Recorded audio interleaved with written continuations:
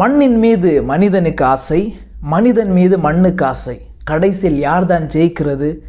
மண் தான் கடைசியில் ஜெயிக்கிறது என்ற பாடலுடைய வரிகள் தான் ஞாபகத்தில் வருகின்றது இன்றைய அந்த நற்செய்தி வாசகத்தை சிந்திக்கின்ற பொழுது. அன்பு தோழமை உறவுகளை, இன்றைய உலகத்திலேயே நிறைய மனிதர்கள் பணத்தை சம்பாதிப்பதற்காகவும் செல்வத்தை சேகரிப்பதற்காகவும் ஓடிக்கொண்டிருக்கின்றான்.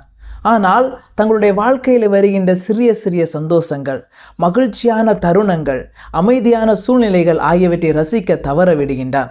அதே போலத்தான் இன்றைய நற்செய்தியில் வருகின்ற அந்த செல்வந்தரும் தனக்கு அளவுக்கு அதிகமான செல்வத்தை ஈட்டி அதை பாதுகாப்பதற்காக கிடங்களை கட்ட முயலுகின்றான். அதே போல உண்டு குடித்து மன மகிழ்ச்சியோடு உறங்க செல்கின்றான். ஆனால் அவனுக்கு தெரியவில்லை, தான் இறந்த பிறகு இந்த உலகத்தை விட்டு செல்கின்ற பொழுது எதையுமே எடுத்து செல்ல முடியாது என்று.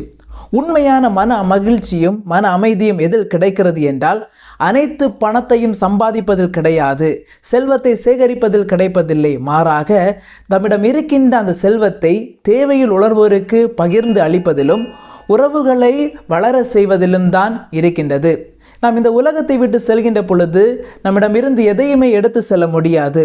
ஆண்டவருடைய முன்னிலையை செல்கின்ற பொழுது ஆண்டவரைய கடவுள் நம்மை பார்த்து கேட்பதில்லை, எந்த அளவுக்கு நீ செல்வத்தை சேர்த்து வைத்திருக்கின்றாய், உன்னுடைய பேங்க் அக்கௌண்ட்டில் எத்தனை அளவுக்கு பணத்தை சேகரித்து வைத்திருக்க என்று ஆண்டவர் கேட்க மாட்டார். மாறாக எத்தனை பேருக்கு நீ வாழ்வு கொடுத்திருக்கின்றாய், எத்தனை பேரை நீ சம்பாதித்து வைத்திருக்கின்றார் தான் ஆண்டவராய கடவுள் கேட்பார். எனவே பிரியமானவர்களே, அழிந்து போகின்ற செல்வத்தை சேகரித்து வைப்பதை தவிர்த்து விட்டு பிறருக்கு அனைத்தையுமே பகிர்ந்து கொடுத்து உறவுகளை வளர்த்தெடுத்து ஆண்டவருடைய முன்னிலையில் செல்வந்தர்களாக வாழ்வோம். கடவுள் நம்மை நிறைவாக ஆசீர்வதிப்பார். ஆமேன்.